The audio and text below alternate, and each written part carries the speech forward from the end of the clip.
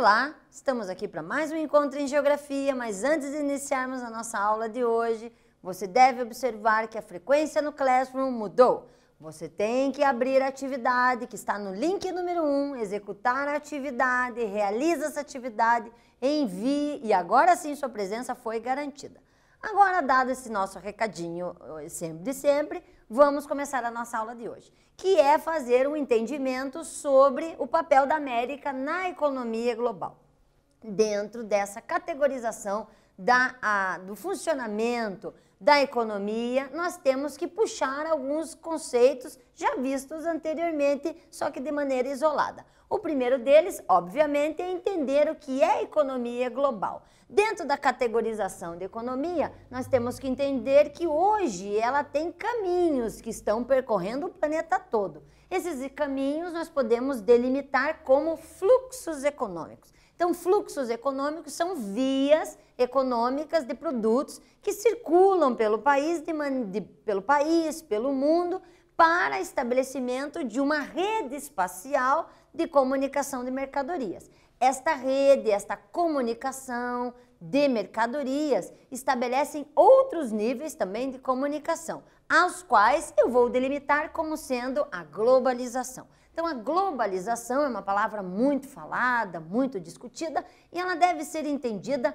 como literal comunicação de vários níveis, vários setores, tanto econômicos, políticos como culturais. Mas dentro do que nós estamos falando, especialmente quando nos retratamos sobre economia global, nos referimos na economia como sendo as trocas financeiras entre países que estabelecem tanto razões comerciais, como, logicamente, como consequência, trocas culturais.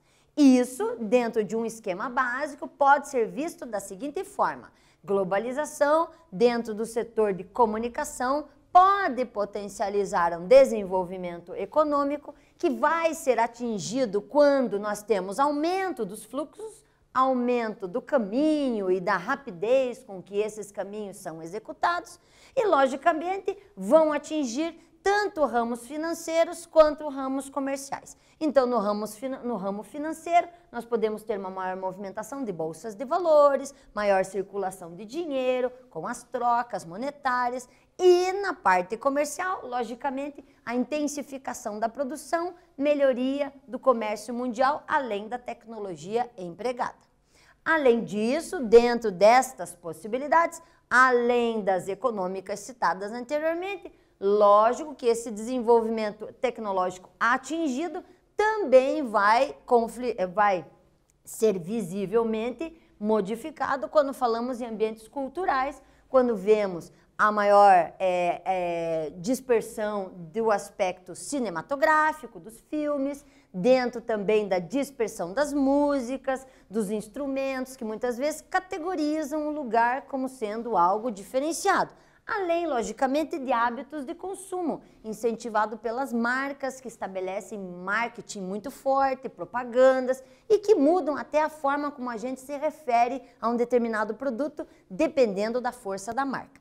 No quesito político, nós percebemos que decisões são tomadas em detrimento desta melhoria do desenvolvimento tecnológico, porque, logicamente, se objetiva maior ganho financeiro, maior ganho de capital, maior circulação.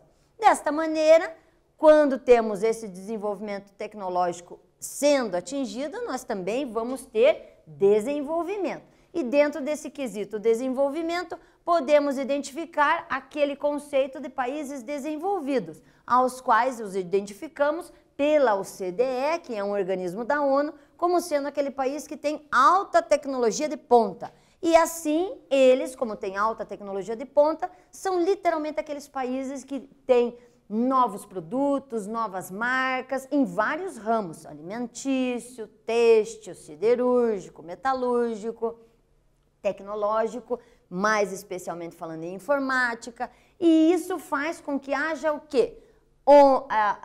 Especificidade da escolha de onde produzir, desenvolvimento de modelos ou ainda a criação de uma identidade para o determinado produto, o marketing.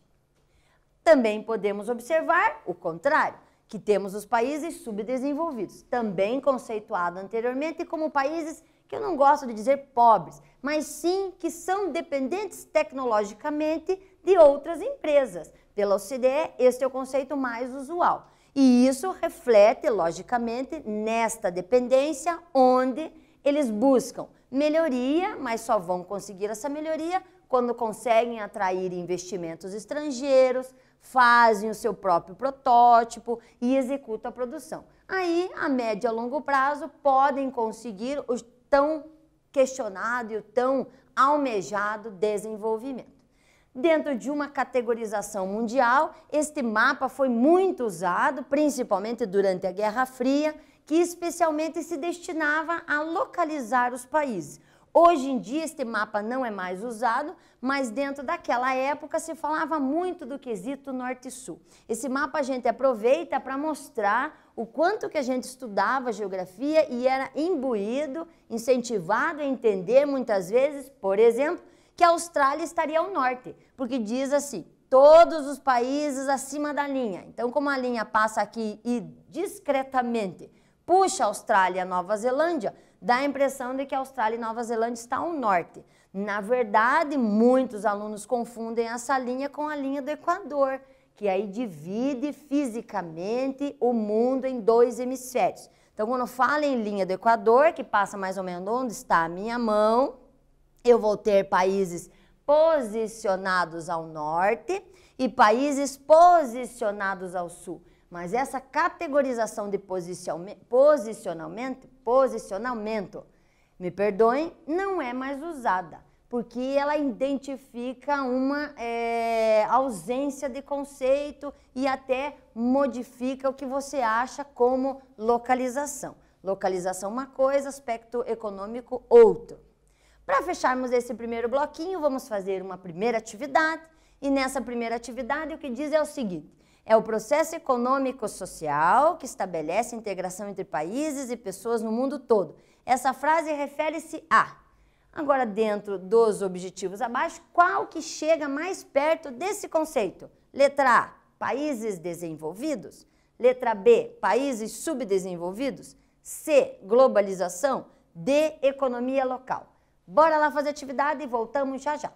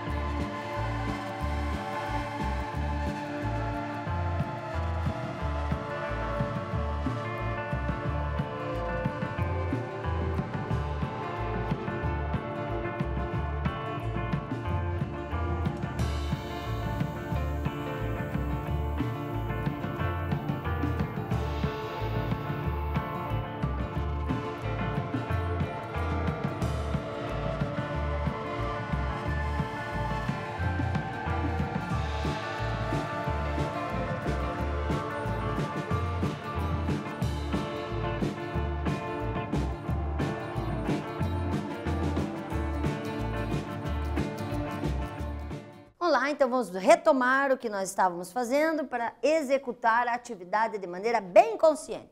A resposta correta para processo econômico e social que estabelece a integração entre os países e pessoas de todo mundo é a globalização. Espero que vocês tenham assimilado, então, o conceito. Dentro dessa economia global, agora vamos olhar para os trabalhadores. Dentro do quesito trabalhadores, logicamente, eles têm que se encaixar dentro dessa esfera de fabricação, utilização e venda de produtos. Dentro disso, obviamente, temos que identificar uma necessidade básica hoje, que é a qualificação. Dentro dessa qualificação, logicamente, nós teremos mais requisições, ou seja, profissionais mais qualificados terão mais chance ou mais acesso a posicionamento no mercado mundial e, logicamente, com maior acesso tecnológico, tendem a desenvolver ideias mais criativas, desenvolver novas tecnologias, melhorar a sistemática e traduzindo para as empresas maior rentabilidade.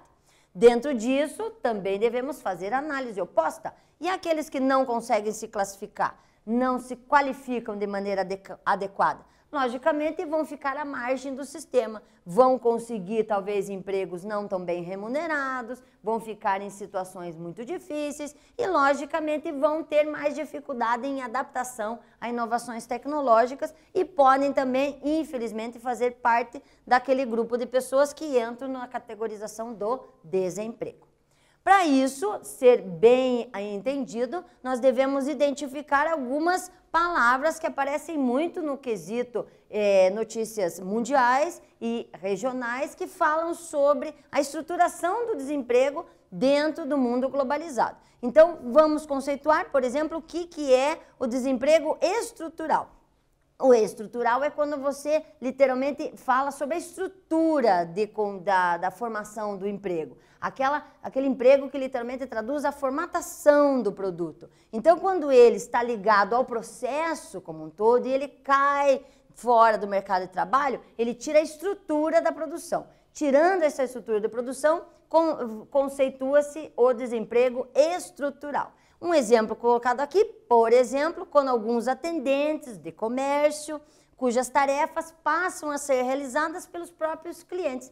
Exemplo, aquele supermercado onde você tem o caixa automático, em que você compra o produto e você passa o produto sozinho. Aí você não vê mais a necessidade do caixa. Você tirou a estrutura daquele serviço. Você provocou ali, está fazendo um desemprego estrutural. Só que o desemprego estrutural, ele é visto dessa forma, mas pense, se o caixa tiver uma boa qualificação, ele pode desempenhar uma outra atividade. Então, o desemprego estrutural, ele não é fixo, ele faz com que as pessoas tenham a necessidade de uma estruturação tecnológica e de adaptação mais rápida. Para isso, logicamente, visto cruelmente, claro que a gente tem a redução dos trabalhos, mas trabalho naquele setor pode abrir brecha em outros setores. Outro tipo de desemprego falado bastante na mídia é o conjuntural. O conjuntural, ele é mais temporário, é aquele emprego que você pega ou que você desenvolve uma determinada ação por um prazo delimitado de tempo. Então, por exemplo, a venda de alguns produtos ou o cultivo em áreas específicas dependendo da estação do ano. Isso, logicamente, faz com que as pessoas tenham emprego durante um período do ano e outros períodos eles fiquem desempregados. Obviamente, isto também reflete falta de adaptação tecnológica. Uma vez que a pessoa tem uma alta qualificação, ela pode ir se encaixando dentro do cenário mundial em outros padrões de trabalho também. Dentro dessa situação, essa tabelinha é muito interessante para a gente analisar. Nós temos o desemprego na América Latina. Relembrem o conceito da América Latina como sendo aqueles países que têm principalmente como idioma matriz vindos do idioma latim, que é o francês, português e o espanhol. Dentro desta análise, visto a América Latina como um todo, então aqui nós vamos ter a taxa de pessoas com 15 anos ou mais desempregadas. Dentro dessa categorização, observem que as cores em rosinha é 2018, o amarelinho 2019 e o azul 2020. Então veja que houve uma pequena diminuição. Analisando daí de maneira isolada alguns países, a gente percebe a grande taxa brasileira, depois a argentina, a colombiana e olhem o extremo, o Peru. Então você percebe que dentro do cenário ligado a desemprego, nós temos várias identificações. Não quer dizer um país seja melhor ou pior. Dentro da sua situação econômica que se mostra na atualidade, ele tem esse reflexo. Talvez por falta de uma categorização ou outra. Pode ser falta de tecnologia, pode ser falta de oferta de emprego, pode ser má distribuição de emprego na sua região. São N coisas para você levantar e fazer uma análise correta da situação. Esta é uma tabela de 2019 e 2020 só para fechar a análise. Dentro dessa situação de tecnologia, também temos que analisar o papel das transnacionais, que são empresas que têm filiais em alguns países. As multinacionais são empresas que têm filiais em muitos países. As transnacionais, elas são hiperatuantes e, logicamente, ela tem toda uma categorização de empregabilidade. Essa empregabilidade, logicamente, tem que ser traduzida em lucro. Isso, muitas vezes, reflete como uma transnacional olha para um determinado país. Mão de obra não qualificada, mas muito rentável, é interessante para a transnacional. Por isso, a gente percebe que as transnacionais, além de outras multinacionais, se distribuem pelo mundo, logicamente buscando lucro. Empresa quer lucro. Dessa forma, nós temos aqui várias para ser levantadas, algumas aqui são multinacionais também, como por exemplo a Coca-Cola, e logicamente dentro do cenário mundial vão aparecer nos mais variados lugares do mundo, até perdendo a identidade do país de origem, o que faz delas ainda mais fortes. Dentro disso, vamos definir então o que seria a importância de uma expansão transnacional? Logicamente, um faturamento em cima da sua produção. Quando isso acontece mais? Para delimitar um período, principalmente pós Segunda Guerra Mundial. Mais uma atividadezinha para a gente fechar este bloco. Vamos marcar a alternativa que não se refere à característica presente nas empresas multinacionais ou transnacionais. Letra A, mobilidade territorial e internacional. B, busca por redução nos custos de produção. C, emprego de mão de obra qualificada e cara. E D, instalação de sedes, geralmente em países, em cidades globais. Executem aí e voltamos já já.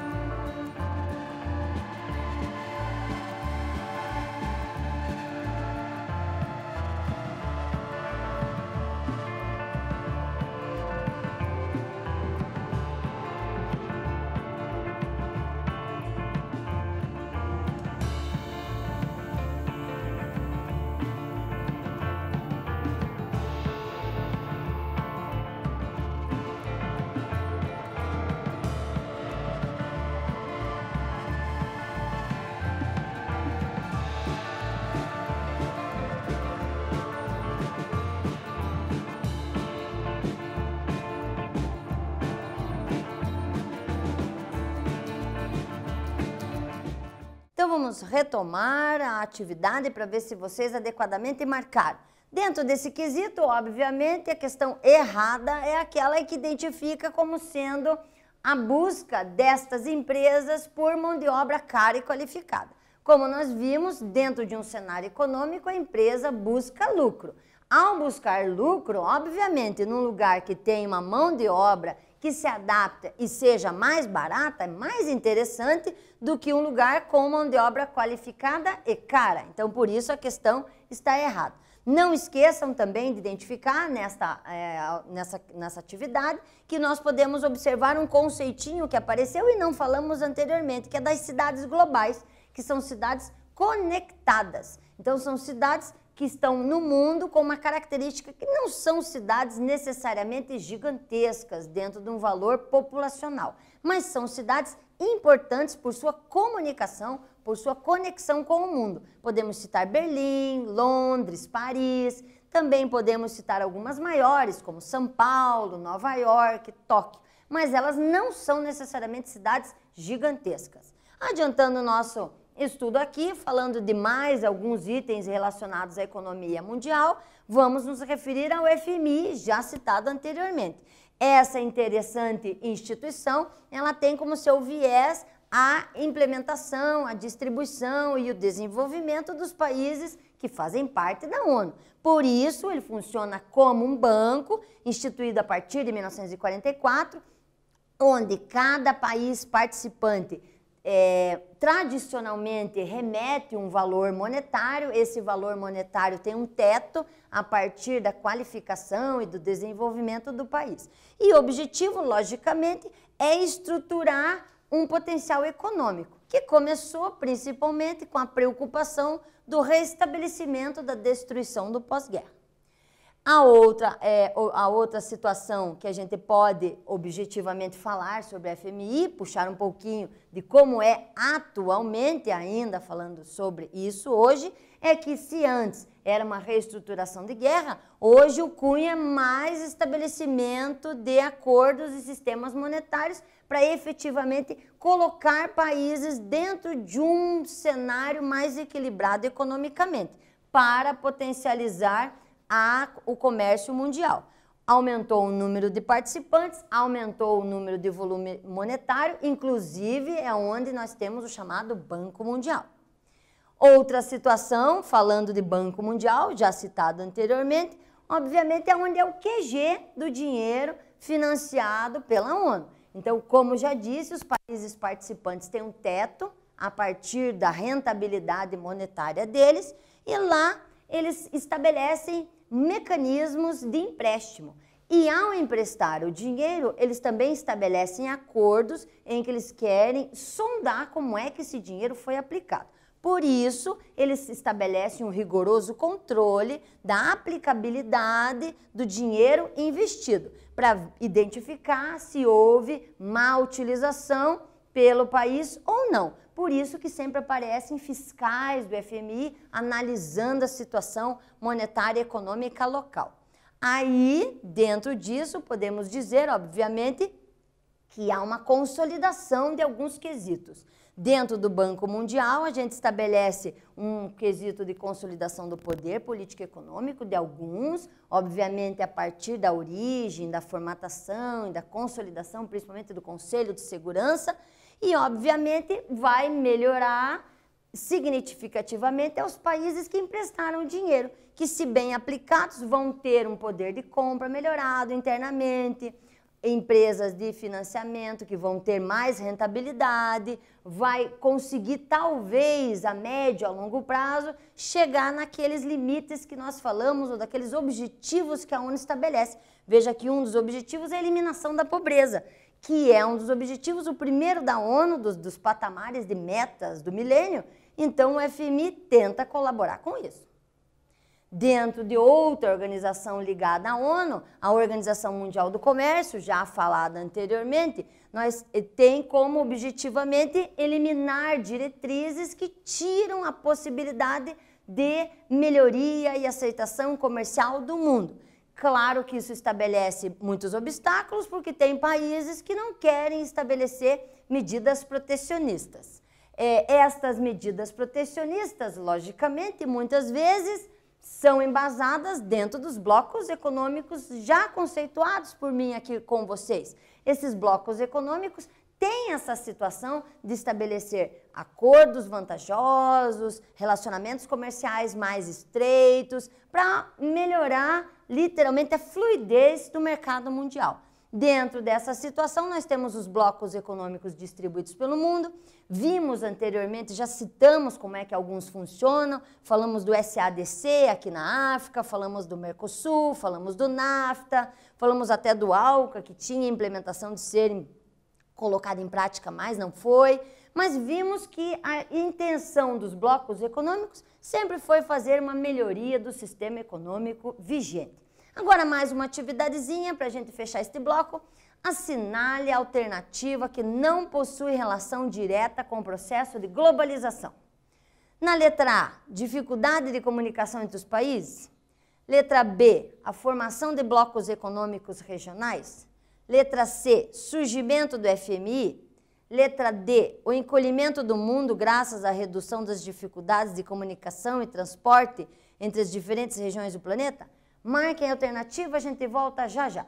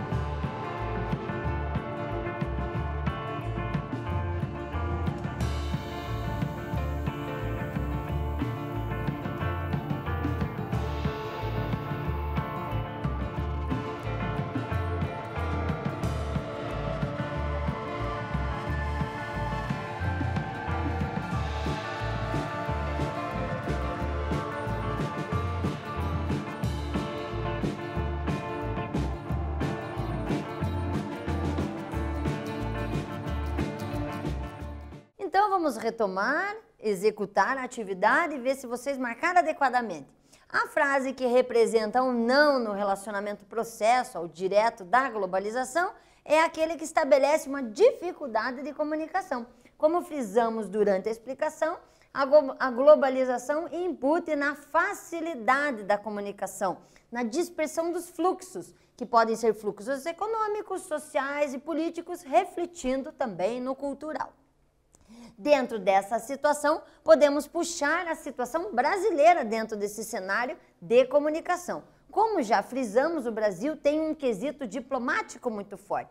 Esse quesito diplomático, logicamente, facilita o reconhecimento e a entrada de empresas brasileiras em outros países. Quando existe essa transição, essa migração, só no sentido não de migrar totalmente, mas sim estabelecer filiais de empresas em outros países, a gente percebe que o Brasil está calçando um futuro bem promissor. Então, algumas empresas aqui, a Petrobras, em marrom, a Embraer, a Ambev, a Gerdau e a Vale, que são empresas muito conhecidas lá fora, principalmente por sua representatividade tecnológica.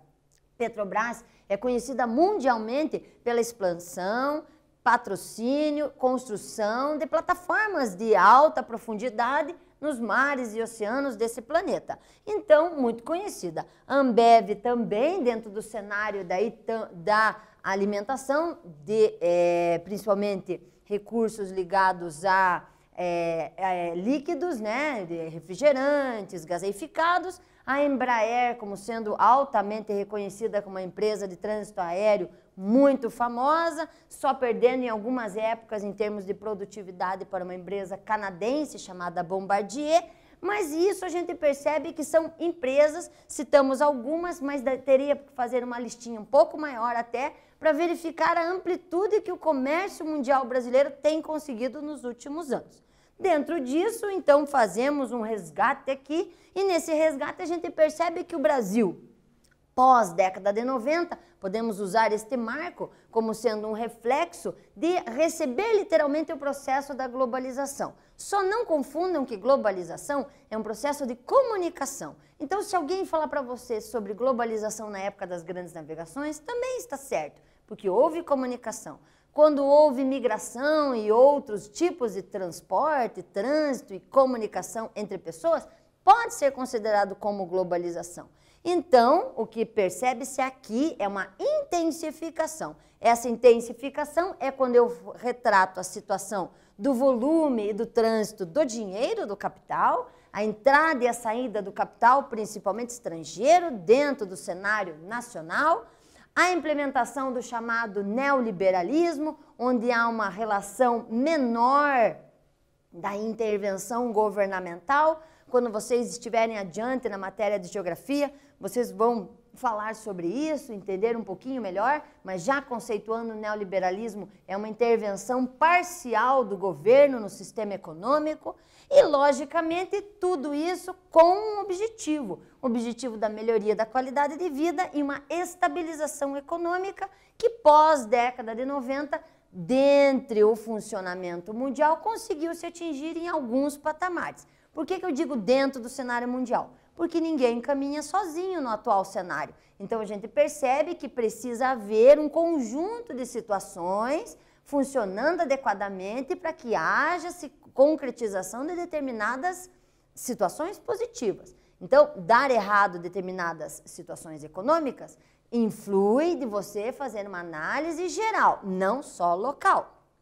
Para isso, vemos as consequências também de todas essas, desse aspecto, serem retratadas no aspecto social. Dentro disso, a gente percebe que, infelizmente, ainda temos muitas desigualdades, tanto regionais quanto locais, tanto na distribuição de renda, quanto distribuição de emprego, tecnologia e educação. Também temos funções básicas que devem ser atendidas dentro do ramo neoliberal. Então, dentro do neoliberalismo identificado principalmente no Brasil, a gente tem como primazia a saúde e educação.